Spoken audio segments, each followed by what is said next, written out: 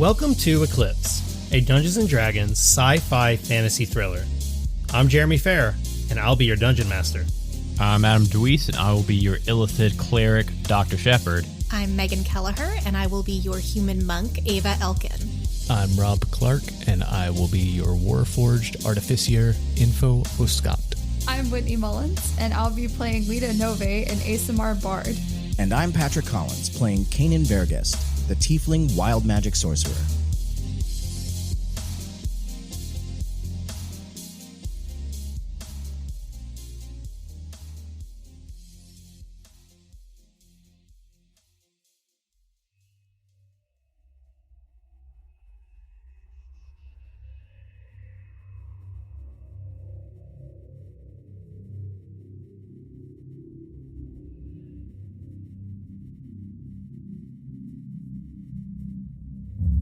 The five of you are currently aboard the Galactic Arcane Research Yacht, a small science vessel mandated to you by the Lord's Armada of the Sword Coast. Sponsored by the Waterdeep Museum of Art and History, your research team has been commissioned on an interplanetary expedition to Amaron, one of the 3 moons orbiting the gas giant Calimar. You have been traveling at a steady pace for nearly 5 days, but you have finally gotten within the last couple million miles of your journey. We should be arriving in Amaron in about 2 hours. Ava is feeding Apricot, her ferret familiar, from a tube of fish oil paste. She's just sort of licking it out. Does that thing eat? Yep, ferrets love that. And I would be sitting in one of the common areas using a yo-yo, just kind of working it up and down, working on some tricks. Ooh, geez. Now that I know there's a yo-yo in play, I think Dr. Shepard may be watching that yo-yo, pretty fascinated by it. I'm gonna be honest, Apricot wants a piece of that yo-yo. It's really hard to keep her focused on the fish. The yo-yo's now the central point of this story. Lita would be sitting at a table drawing out maps of everything that they're doing and doodling, like anything they're passing that they see out in space. I'm making coffee for everyone. So, the 5 of you are commanding the Gary, the Galactic Arcane Research Yacht, and you are finally nearing your destination of Calimar. Calimar is a large gas giant with 3 moons, and though the actual solid core of the gas giant is not really that large, the 3 moons that orbit the planet are pretty substantial in terms of solid surface area. You are heading here to conduct research on a temple that was once inhabited by the Groom Shog, the Moon Orcs, many years ago. You would all know that Calimar has been invaded by the Illithid about 800 years ago, and about 200 years ago, the Githyanki, alongside with the Wild Elves, managed to fight off all of the Illithid and eventually exterminate them completely from the planet. This was substantial because it was the closest that the Illithid had ever managed to set up a sort of home base within the realm space, which is the solar system that Torel is a part of.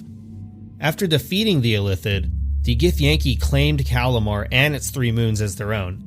And for over 100 years, they had placed a galactic travel ban on Calimar because they wanted to completely scour the planet and make sure that they had truly eradicated every single last Illithid, because the Illithids have been the Githyanki's eternal enemy for like thousands of years.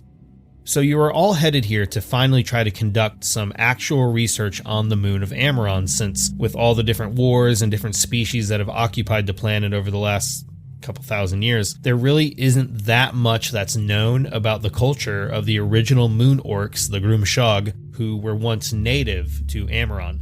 So that is the main purpose of your journey. There seems to be something on the sensors coming up on us. Gary, what am I looking at here? It would seem that a vessel is approaching. Yeah, I can see that, Gary. You want to give me something else, or, The approaching vessel is a first-generation Spelljammer ship. Oh, a Generation 1? Oh, I love those. They're my favorite. That was about 100 years ago, right? The first Spelljammer was manufactured 50 years ago in 1565 DR. First generation? Can't believe that thing's still flying. Why didn't our systems give us a heads up on this? Yeah, Gary. Vessel approaching at 12,000 feet. Were you distracted by the yo-yo, Gary? You can be honest. This ship that is approaching you, this Generation 1 Spelljammer, does not look the way your ship looks. You are all in an enclosed vessel that is made largely of metal and that is being propelled through space using a magical spell coil. This looks more like a traditional airship. It looks like a giant galleon flying through space at you at a very, very quick speed. And surrounding this Spelljammer ship is some sort of magical force barrier, and you can see like it is creating its own sort of atmosphere on the ship, which, even though the top deck normally would be open to space, it's like some sort of magical barrier that's keeping everybody on board safe from suffocating. There's a light blinking over here, boys and girls. What's this light going? The approaching vessel is requesting communication link. Link then? Link them up? Communication link accepted. As Gary links the Eclipse comm system to the other ship, a creature's face will suddenly appear across your crystal display. A gruff-looking bugbear with long tusks and an impressive bushy black beard stares at you from behind narrowed eyebrows. He is wearing black splintered armor with mismatched iron pauldrons and spiked arm bracers. Identify yourself! I'm Info, nice to meet you. Or did you mean everybody, or, Well, this is Info Scott, as he said. I'm a doctor, Dr. Shepard. Okay, I don't think he wants to know, like, our names and our birthdays and our dreams and aspirations. This is the Eclipse. We are a research vessel. We're headed for the moon of Amaron in the name of researching on behalf of the Waterdeep Museum. We're non-combative, simply want to go on our way. Stop your vessel immediately, or be prepared to be fired upon. Oh, awesome. Think we have any problem stopping our vessel? Suddenly, your scanners indicate that you yourself are being scanned from the other ship. You notice that there are a number of weapons on board and that you are absolutely outgunned. They appear to be in an unmarked war vessel that appears to be a heavily modified first-generation Dwarven Spelljammer. This is a relic of a ship, and it would sooner belong in a museum than flying through space. There are at least 4 cannons detected by your sensors, and the opposing ship appears to have an outdated shield disruptor from the days of the original Spelljammer. Though it is considered largely obsolete, that might explain why you were unable to detect it until now. Stop your vessel and power down, or prepare to be fired upon. Yeah, hey Gary, you want to shut her down? Yeah, hit the brakes. So you manage to slow the Gary down to a stop. The ship puts itself in low power mode. I am Captain Bakhtar. Prepare yourselves, I am sending a boarding party. And suddenly the ship will begin to move directly up against your airlock bay. You'll see a sort of plank-like bridge start slowly extending out towards the front door of your airlock. And as you watch on the sensors, you see that a number of different creatures of varying races start to make their way across this bridge. All of them appear to be heavily armed with either bladed weapons or crystal-powered rifles, and there appears to be 4 of these that are now marching their way towards the airlock bay. You notice amongst them an orc, a lizard folk, a bugbear, and what appears to be some sort of merfolk. There also is a pair of smaller creatures that are levitating and following behind them. They appear to have an eye in the center of their spherical-shaped body, and they have 4 little eye stalks with small eyes on the ends of them. They are following behind them, and all of these space pirates are starting to move straight towards your airlock bay. You'll see the face of Bakhtal come back up on your screen. Open the airlock. We are coming in. Can I move as far back in this room as possible? I'm fine being the welcome wagon, me and Apricot. Should we offer them coffee? Coffee? I mean, Rodney's got it brewed here. I would definitely be kind of hiding behind, like a workshop table here. I'd be behind that. Lita will walk over to the decompression chamber and prepare for them to enter the ship. Does anybody else think this is like a super aggressive move? Seems we really don't have a choice in the matter, even though it does seem rather aggressive of them. I'm just gonna keep Rodney nearby here. Suddenly, the airlock door begins to open, and you can all see through the plated glass as these figures begin to enter your ship.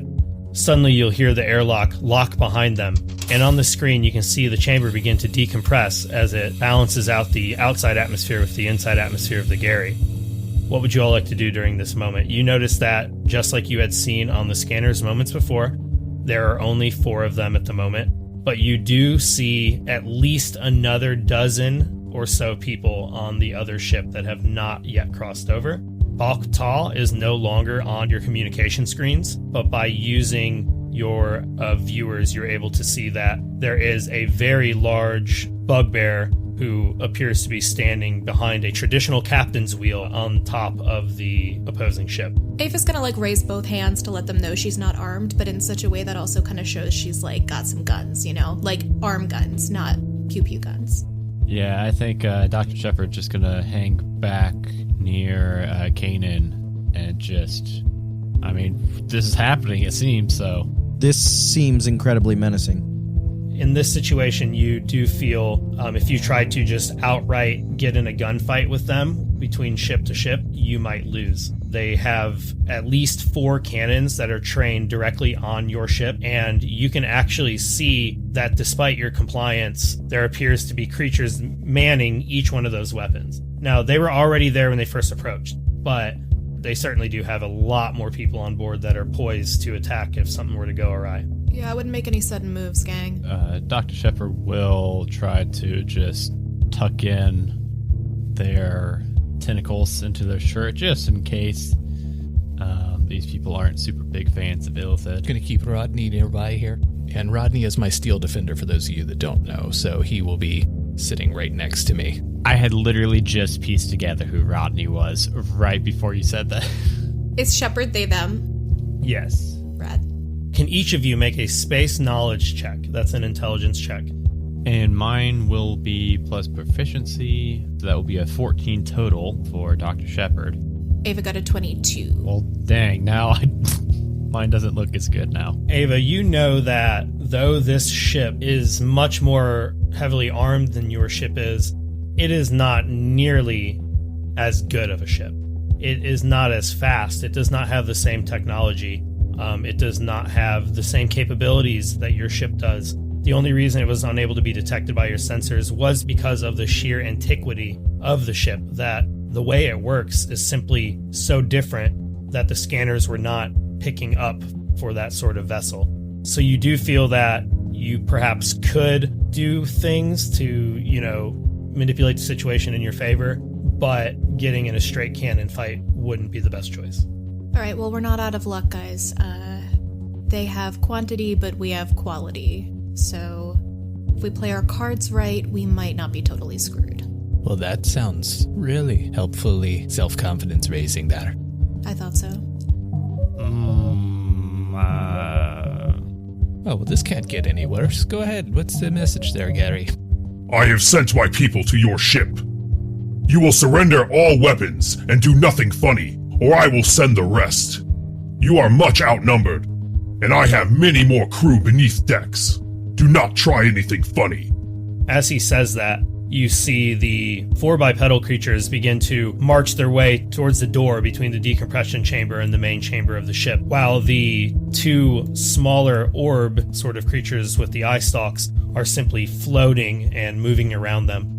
Each of these smaller creatures that have the eye stalks and the central eye appear to be maybe the size of a grapefruit. So they're not enormous, but they are still sizable. They're like the size of a human head. You'll hear a big knocking on the iron door as the orc that seems to be leading the small boarding party bangs on it aggressively. Open up! Ava, did you mean we could possibly outrun this other ship? I don't like the idea of surrendering all arms to these space pirates. Could we maybe just explosively decompress them out there? There's another banging on the iron door. What are you doing? Open the door now!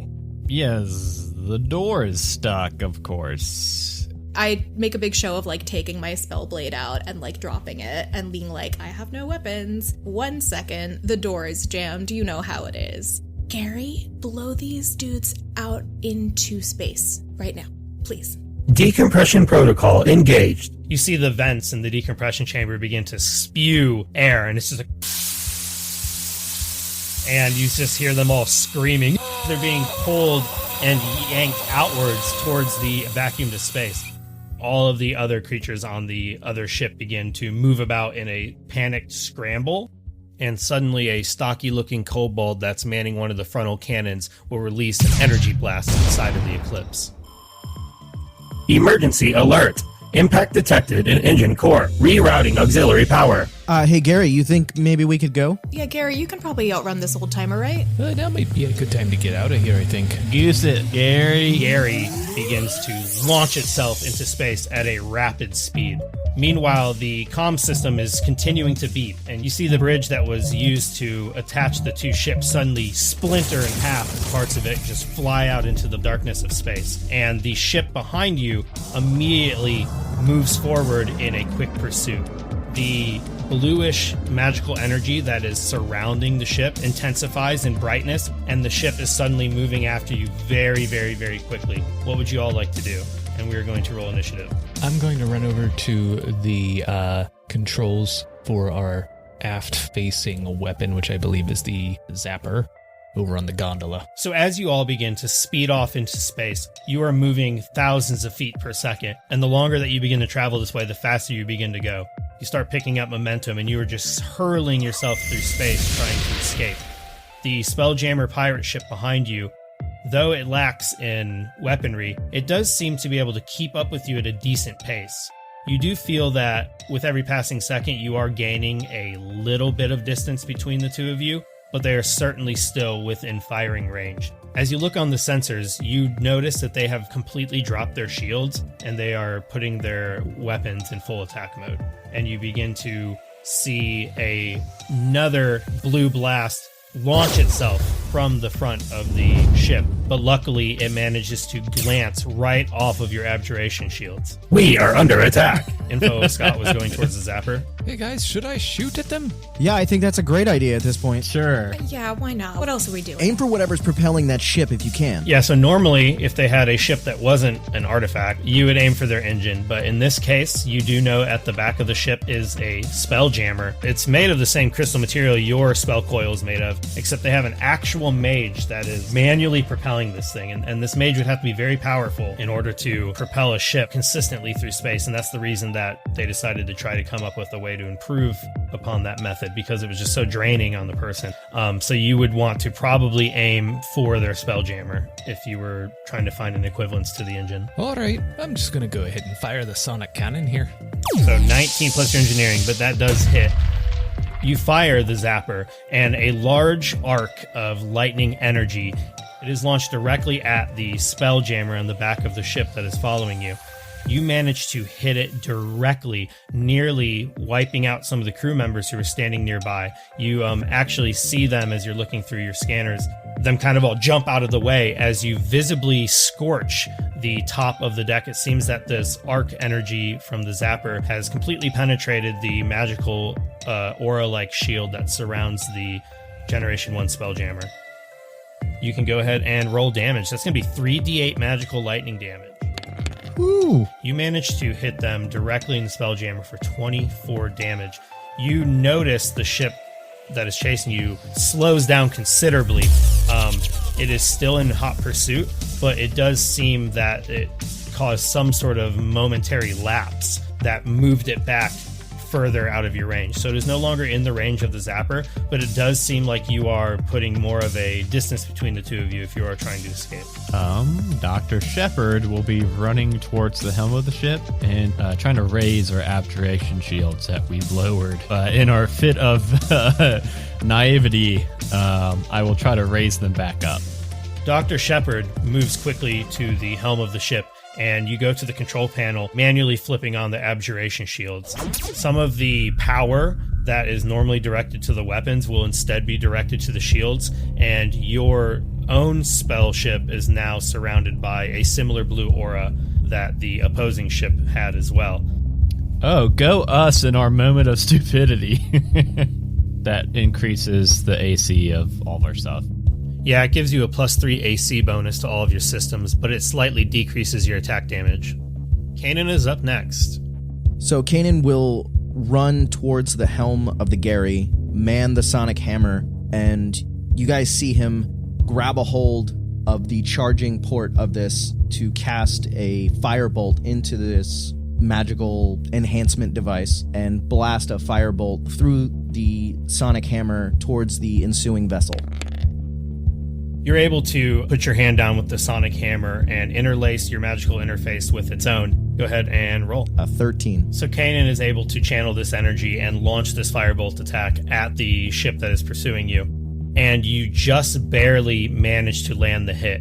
The large blast of fire can be seen kind of ricocheting off of the shields that they have up. But nonetheless, you do see that once again, the ship that is chasing you falters slightly in its speed. And the distance between the two of you grow even greater.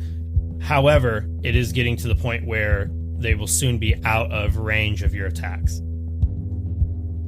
There is the option of warping that you guys discussed earlier. I don't know that you need to do that, but if you do warp, you can travel like way further than Calimar, and you'd be there like in moments, but it's very dangerous. I just now saw the warp, but then I also saw the bad stuff that can happen for the warp. So that's kind of a last-ditch effort, I think, on our crew's mind. As you launch these attacks at the ship that is chasing you, you're able to widen the distance between the two of you. You have switched all of the auxiliary power to the abjuration shields, and though it is slightly taking away from your attack, it is greatly increasing your defenses. You're all quite successful at trying to escape these space pirates that were no doubt planning to rob you for everything that you have, when suddenly you hear a noise at the decompression chamber door. We are under assault. Airlock integrity at 86%. Gary, can we close the door in the decompression chamber, please? Closing outer hull. Airlock integrity at 74%. Gary, what's in there? 2 life forms detected. Non-humanoid. Accessing crystal display. Suddenly on the crystal display, you see the decompression chamber, and though there are none of the bipedal creatures left, they have all been sucked out into the vacuum of space. There are the 2 floating creatures with the eye stalks that seem to be handling the environment without issue, and they are both shooting bright blue beams from their central eye focused on the door. Airlock integrity at 64%. Is that good, Gary? Okay, Lita runs over to the decompression chamber and is trying to get the door open so she can deal with these little eyeball things. Yeah, Lita can definitely just very easily grab a lever and manually open the door to the airlock. As you're peering through this door, you notice that these 2 floating creatures with the central eyes look similar to that of a beholder, but they are much smaller. They also do not appear to have nearly as wide of a toothy maw, and they only have 4 eye stalks as opposed to the normal 8. It seems we have some baby beholders. Are they cute? They are pretty cute, but they're also burning through your decompression chamber door with ice beams. Right. Dr. Shepard will start scooting over towards them too. Immediately, these 2 little spheres will stop shooting the ice beams, and they're both staring at you, blinking the large central eye as the 4 smaller eye stalks just stare at you. They don't even really appear to have eyelids. Hello, can you speak? When you ask the question, one of them just kind of floats and moves its way kind of towards you, Dr. Shepard, and then it will suddenly dart downwards and attempt to bite you in the leg. Okay. But it only gets an 8. So it'll suddenly zoom towards your leg, giving you just the slightest little bit of nibbles, and then it goes... When it does that, the other one starts growling as well, and you see all 4 of its outer eye stalks start to glow red. Ava! Did you guys figure out what's messing with the doors back there? Info comes around the corner and sees that and just goes, "Oh, haggis. Rodney, come smack this thing about some." Rodney just comes rolling over. Can I hold out my little tube of fish oil paste and just see if they're hungry? Sure, you hold out your tube of fish oil paste, and the one that tried to bite Dr. Shepard and was growling is now moving around his leg rapidly, like flying around like a golden snitch or something. Ava. And then it will suddenly dart away and go straight towards the tube of fish oil that you were holding out. It attacks the fish oil tube with such ferocity, it knocks it out of your hands, and it just begins to savagely start chewing and devouring the thing, slurping out all of the oil inside and essentially destroying the container. It bit me real good. We're trying to. Can I attempt to just sort of like, I mean, it's little, right? Can I just try and like grapple it and like get my hands on it? I mean, I don't take kindly to wasting pet food. It's not like there's like a Petco in space that I can just go to and get more of this stuff. So I'm gonna try and grab it. Sure, if you want to. Yeah, it's pretty small. It's like the size of a grapefruit or something. I was curious where you're getting this fish oil paste from. I mean, it's rations. Apricot is a valued member of the crew. Are you trying to grapple the one that ate all the fish oil or the other one? I assume the one who has the fish oil is like near me. So yeah, I'll try and grab that one. Devouring this fish oil quite loudly. You can hear it slurping and slobbering and like growling and chewing. You hear the little tube that it was in shatter, and it seems to even be devouring all the little bits of glass and everything. Meanwhile, the other one is just staring at you all with all 4 of its eye stalks still glowing. And when you go over to grab it, what are you going to try to do? Just like literally grab it with your hand? Yeah, I don't see why not. I mean, I have pretty thick gloves on.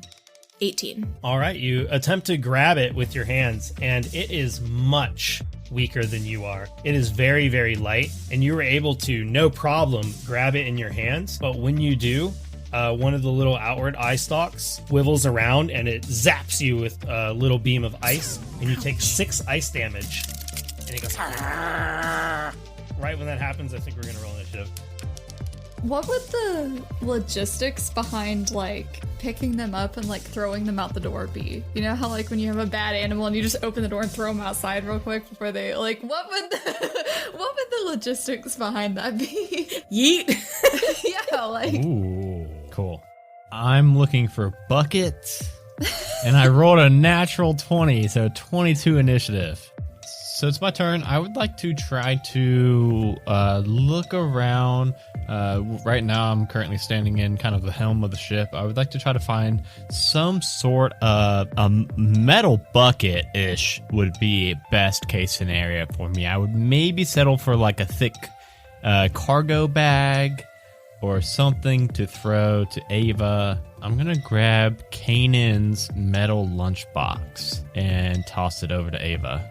I would definitely have one of those. All right, Ava, Dr. Shepard suddenly chucks a metal lunchbox at you, and it comes flinging through the air towards you. You're able to catch it pretty effortlessly. Wow, those monk reflexes.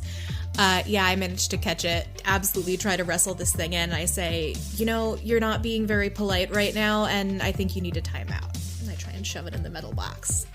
So as you're trying to hold this very small beholder creature in your hands, you feel that even though it's light, it seems to be able to manipulate the space around it pretty easy. So it's like pushing a lot of force against you as you're trying to hold it still, and it seems like it's trying to zoom and get out of your hands like any way possible.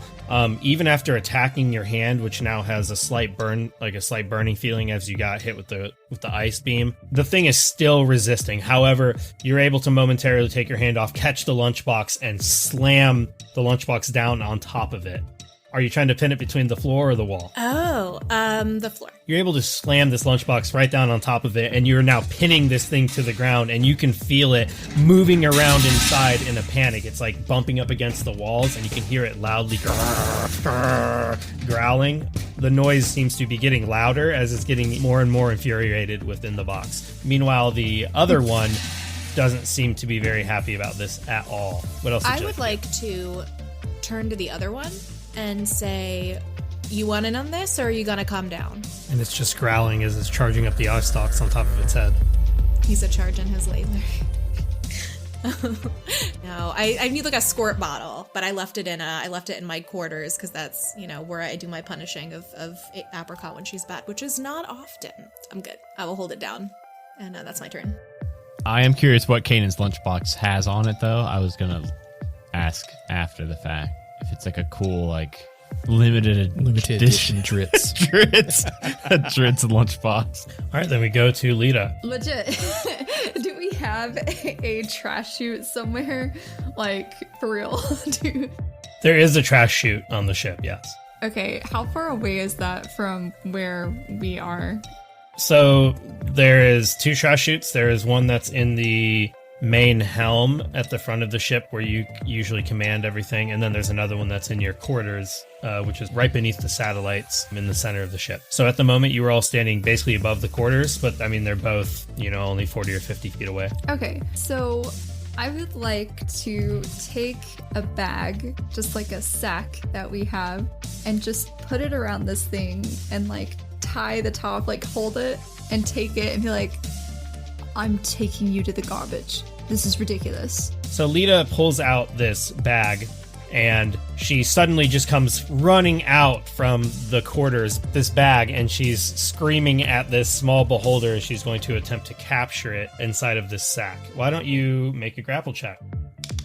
Ooh, natural 1. So Lita takes off running towards this thing, and on the way, she sees the one under the lunchbox and gets terribly distracted and actually trips and ends up falling on her butt on the floor, and the bag is just sitting there, and she lets out an exasperated sigh at her failures.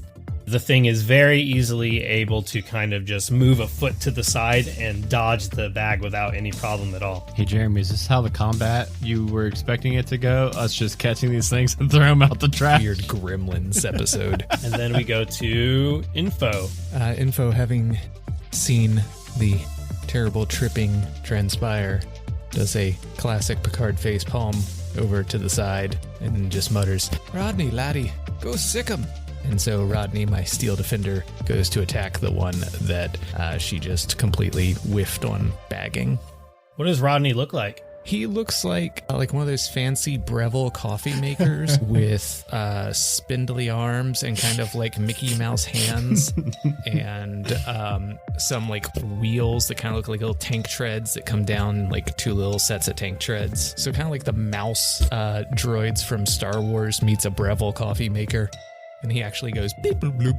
So you send your steel defender across the ship to attack one of these little invasive creatures. What are you going to do once the steel defender gets there? Let's see. He has a 40-foot speed, so he should have no trouble getting there. He's going to use Force-Empowered Rend, a melee weapon attack. Oh my god. Your steel defender moves across the ship as quickly as it can as you command it to attack, but it is having a hard time getting past Lita, who is still struggling to get up off the floor after she has tripped. And the Beholderkin is very easily able to just move another foot or 2 up into the air and manage to stay out of its attack range. And he just crashes, and a little hiss and some coffee trickles out. Were you going to do anything else? Oh god. No, that's it. I just continue to face palm at that failure as well.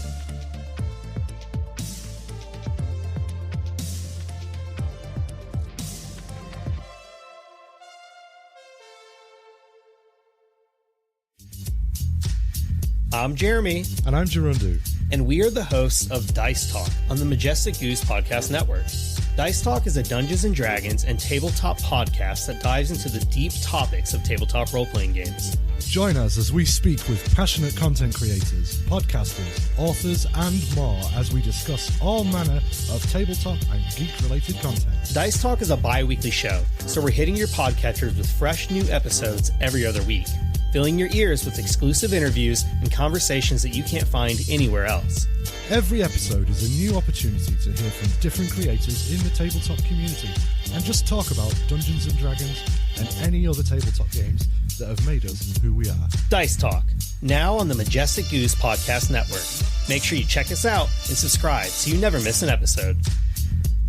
A Majestic Goose Podcast.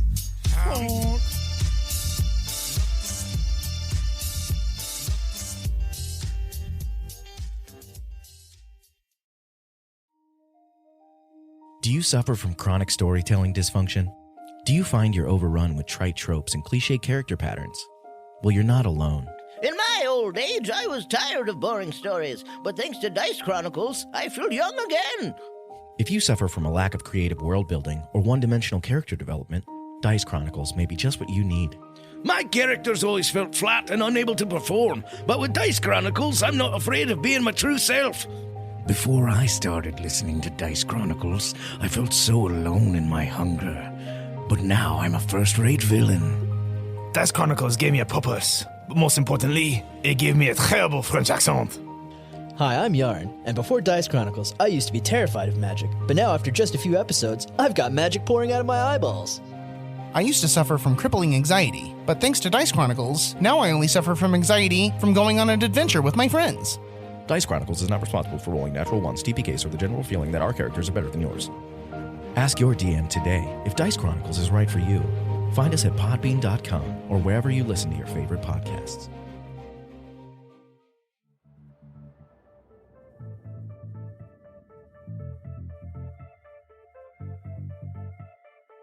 All right, so then we will move on to Kanan. Kanan, what are you doing while you were watching this transpire? I'm kind of ducked behind that table in the center of the room, looking at the chaos ensuing, and I'd like to move forward so that I can see both of these mini beholders, and then I'm going to use my twin spell ability to twin spell Firebolt and try and blast both of these things. All right, go for it.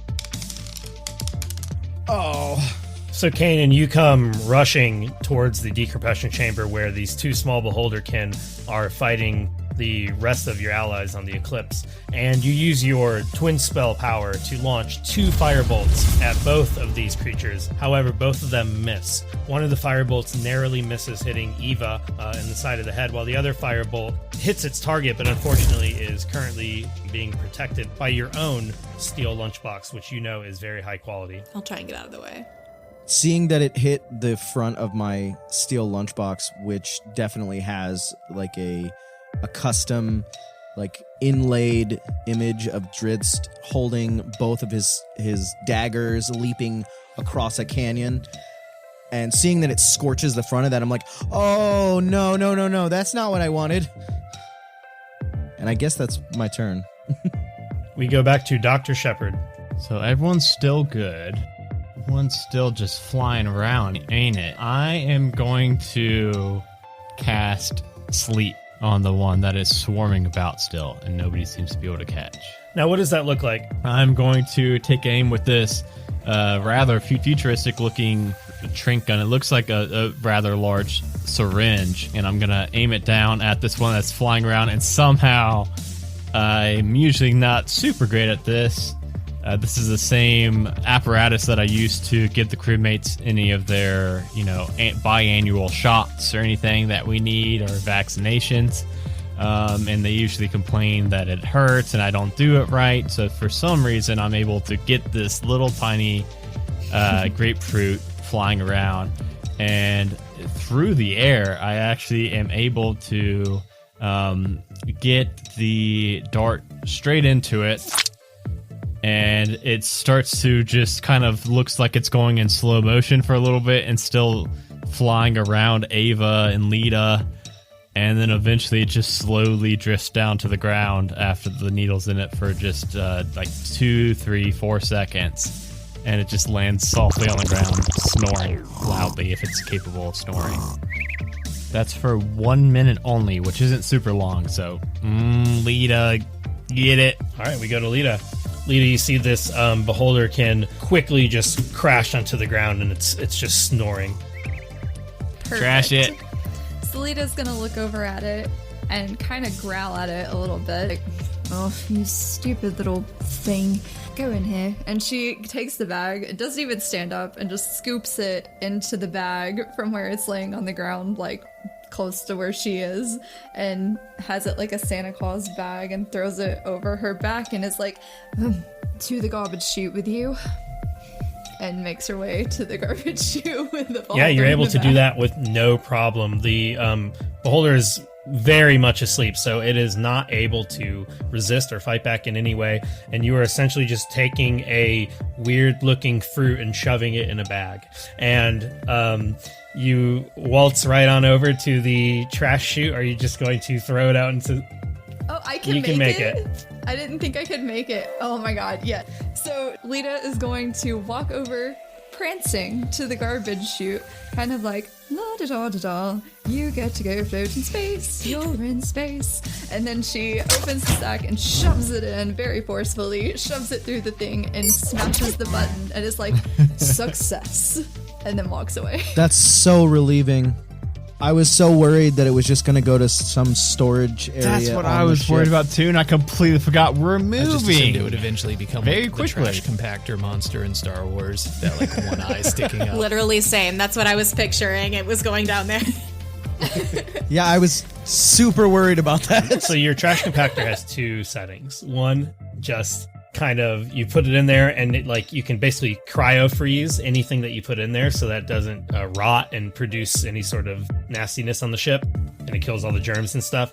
But then there's the other option, which is just empty the trash compactor, and that's what you have just done. As the small beholderkin launches itself out. Just jettison it off. We would all know that? Yeah, we would know that, right? Because I'm sure we probably have to take turns on dishes duty. Yeah, I mean, Shepard skips out a lot, but most of the time you all do the chores. Very busy elephant. As Lita's disposing of this creature, can I turn to Dr. Shepard and say, Doc, do you want to try and wrangle that one and see what makes it tick? I know the holders. I don't know if I need to study it very much. It seemed pretty feisty. Yeah, you hear it banging around as it's trying to break out of this small metal lunchbox. Eva's just managed to hold it down, which is the only reason it hasn't escaped. How's the lunchbox doing? Is it all dented or is it like mostly in? No, it's good. You'll hear like weird like noises inside, and you'll feel it get really cold suddenly, and then you'll feel it get really warm, and then it seems like this thing is just trying a series of different eye rays on the inside of the box. But Kanan, I mean, this is a high quality lunchbox. Kanan didn't waste his money. This is like adamantium lunchbox. Yeah, this thing is holding up right. No problem. It may as well be made out of mithril or something. It is just, this thing is not breaking. Whatever it's made of, it seems to be stronger than the door in the decompression chamber because this thing is not busting out of here. Maybe we should have made the Eclipse out of this. He did get in an alley. I mean, I got it at a con. Artist's Alley. He spent 3 years' salary on this lunchbox. We go to Info O. Scott. Info, what would you like to do? Info is going to walk over to the lunchbox and pull out his crossbow, and I'm gonna say, "Just lift it up a wee bit, lass. I'll give him the old pokey pokey." Hey! No! I'll hold up the lunchbox. I feel like it can withstand a crossbow if it can withstand everything that what this thing underneath is throwing at it. Why not? Would anyone like to do anything to attempt to stop Info? Or are you simply just going to go, no, don't? Yeah, I'm just going to stand back and go, no, don't do that. I mean, I think we already killed one. I'm going to go ahead and shoot my crossbow into the lunchbox. So Info walks over with the crossbow. Eva lifts the lunchbox up, and you fire one of the crossbow bolts directly at this thing. And it shoots it right in the central eye. Go ahead and roll damage. Looks like 7 damage. Shoots it right in the eye, and you see its other eye stalks start to wither and like writhe in pain. And it's like squeezing its giant eye shut, and you see this weird kind of like bluish blood dripping out from where your arrow bolt protrudes. You didn't kill it, but I mean, you really messed this thing up. I peek into the space that's opened up there and go, "Aye, you wee little bastard. You'll calm down now, won't you?" Then I'm just gonna step on the lunchbox to push it back down gently so I don't dent it. All right, Ava's turn.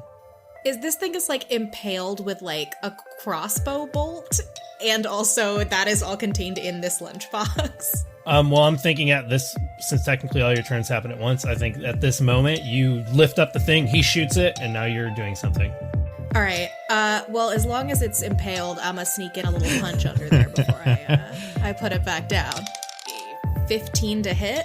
15 hits. It's gonna be 6 bludgeoning damage, and I'm gonna hit it with a Hands of Harm, which is an additional 5 necrotic damage. So that's, I guess, 12 total. Are you trying to kill it, or are you attempting to be non-lethal? What I do is I lift the lunchbox, I punch it, and then I let a surge of necrotic energy flow through me as I channel all of my mystical teachings about death and life and the boundary between the two. And just as I'm about to cross the boundary, I look at Dr. Shepard and I'm like, Shep, are you sure you don't want to study this thing?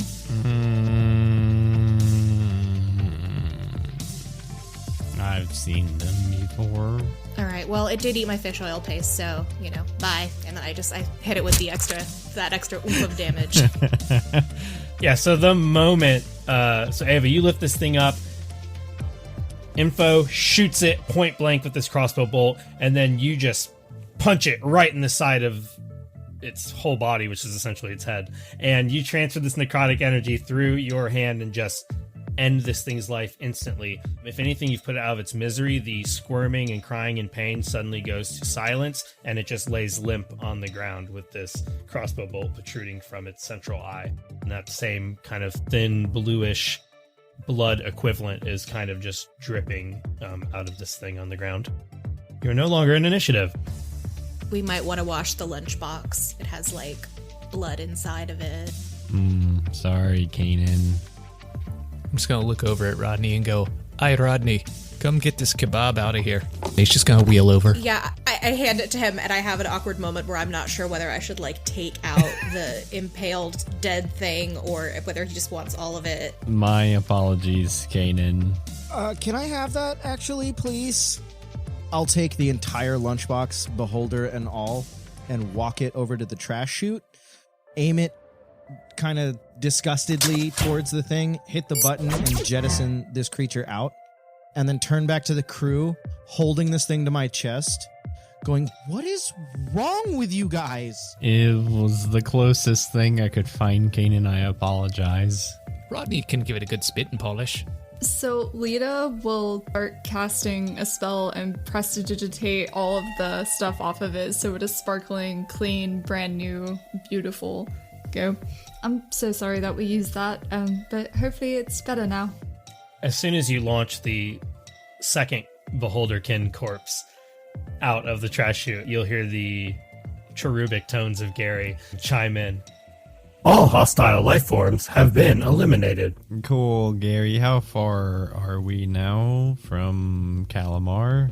At our current speed, we will be arriving at Calimar in 1 hour and 22 minutes. How are our friends Bacta and the rest doing? Did we manage to lose them?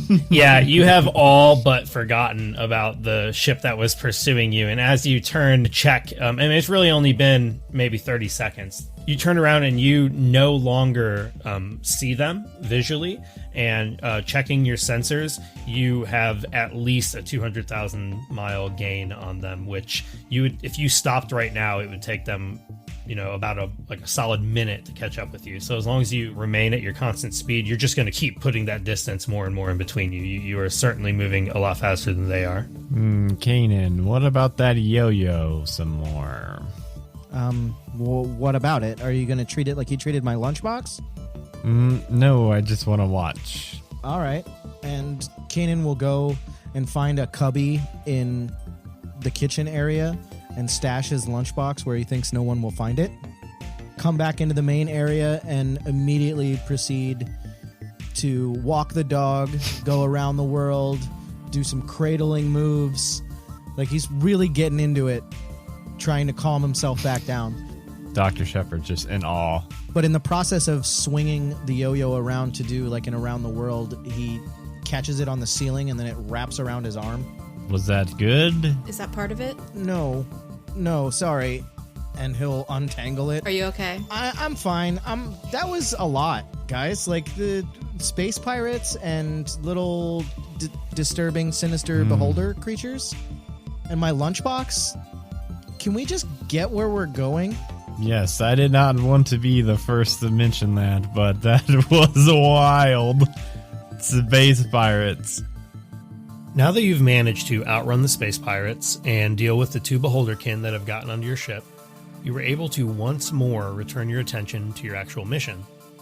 Your scanners have indicated that you should be approaching Calimar and its surrounding moons in about an hour. They're close enough that they've become visible in the far distance. Juxtaposed against the darkness of space, you can quite easily see the massive pink gas cloud that is Calimar, as well as the 3 solid moons that exist within its orbit. So, during this time, you can all go ahead and get in a short rest, but I would like to know, what does this hour look like for the eclipse? What types of things are you all doing on the ship during this time? What sort of preparations are you making as you finally get closer to the site of your archaeological expedition? Is everyone topped off? I'm not. Nope. I got zapped a little bit, so I'm down 7 HP. 7? That's actually a pretty big chunk at this level. Yeah, it's like a third, but I'm a tough gal, so I didn't complain. Yeah, so I think Dr. Shepard will be fascinated by the yo-yo for quite some time, but before we land, we'll definitely want to check on Ava's finger. So in the hour that it would take for us to get to Calimar, Lita would be pulling out her sketchbook and doodling the little baby beholders that they just fought, and like making notes about their behavior and what kind of attacks they had and how they were affected by the sleep spell. While she is doodling, she would be thinking, these creatures had one eye in the middle and 4 eyes surrounding that on these stalks. They did not seem to be fazed by the change in pressure between our ship and space. Each eye appeared to be capable of different types of energy, and they were able to easily avoid our attacks. They were able to be put to sleep by a spell of the first circle. Further studying is necessary. I think Dr. Shepard, other than obviously making sure that Ava's finger's okay and getting that bandaged up and patched up, Shepard would probably go back to wherever the yo-yo is. If Caden's still using the yo-yo, or if Caden has abandoned the yo-yo, then Dr. Shepard will go and just try it out themselves and just see if they can work it. After about an hour of rest and steady travel, you are so close to Amaron that it is all you can see on your frontal display panel. Unlike its gaseous pink primary Calimar, Amaron is a large, icy mass of land, once host to a variety of humanoid civilizations. The moment you are within scanning range of the moon's surface, Gary will begin to scan for temple ruins that match the coordinates you were provided with. Location identified. Prepare for entry into Amaronian orbit.